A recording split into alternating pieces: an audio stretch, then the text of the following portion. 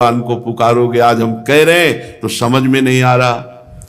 कुर्वन्नैव वृथाग्रहं क्वचिदपि द्वैतेत्र मायामय। सौभाग्य समझो जिन साधकों के माता पिता उनको परमार्थ में चलाने के लिए उत्साह दे रहे हैं, हम उनको प्रणाम करते हैं। सौभाग्य समझो, नहीं तो देखो हिरण्यकश्यप काट के फेंक देने के लिए तैयार है प्रहलाद के लिए, केवल भगवान की भक्ति के लिए। कितने ऐसे माता पिता हैं कि जो पुत्र अगर पुत्र पुत्री भगवान के मार्ग में चले तो पूरा विरोध करके। सौभाग्य है कि वो माता पिता को प्रणाम है, धन्य है वो जो तुम्हें सतमार्ग में लगाने के लिए कोशिश करे। अब माता पिता तो इतना ही कर सकते हैं, तुम्हारी वास व्यवस्था, तुम्हारे के लिए रुपए की व्यवस्था, खान पान की व्यवस्था, चलना तो तुम्हें है ना। अगर तुम स्वयं नहीं चलना चाहते तो ब्रह्मा भी नहीं चला सकते तुम्हें। इसलिए साधक को स्वयं निर्णय लेना होगा।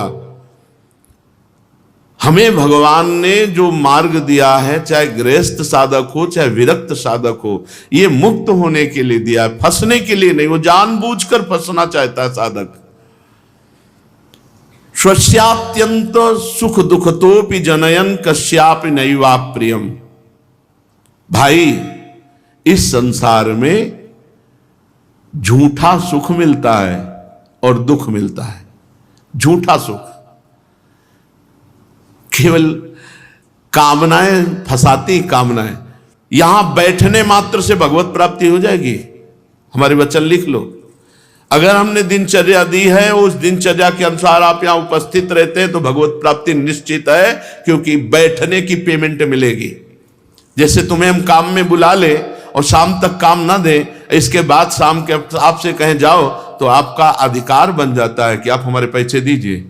बोले किस बात के पैसे? बोले हमको बुला के बैठालने के। आप बैठा लो या काम करो। आपने हमको बुला, किसी लेबर को लेवा लाओ और शाम तक कोई काम ना लो तो आपको पेमेंट देना पड़ेगा कि नहीं देना पड़ेगा? तो ऐसे ही आपको श्री जी ने बुलाया, आप गुरु स्वरूप श्री जी की आज्ञा पर हो तो आपको निश्चित भगवत प्राप्ति होगी, उसकी पेमेंट होगी भगवत प्राप्ति। बिना किसी कारण के भगवत प्राप्ति हो जाएगी। अकारण अहेतु की कृपालु इष्ट और गुरु। यहां जो सुख तुम्हें लग रहा है ना, जिसे तुम सुख समझते हो, ये सुख नहीं, सुख की छाया है। समझ पड़ती नहीं, ये गिरधर की माया है। सुख भी यहां दुख रूप ही है। अरे अनन्यता श्री जी की कर लो। अनन्यता मात्र से लाडली लाल जी जाते हैं। इसलिए श्रीपाद समझा रहे, संत जन समझा रहे, मान लो मान लो।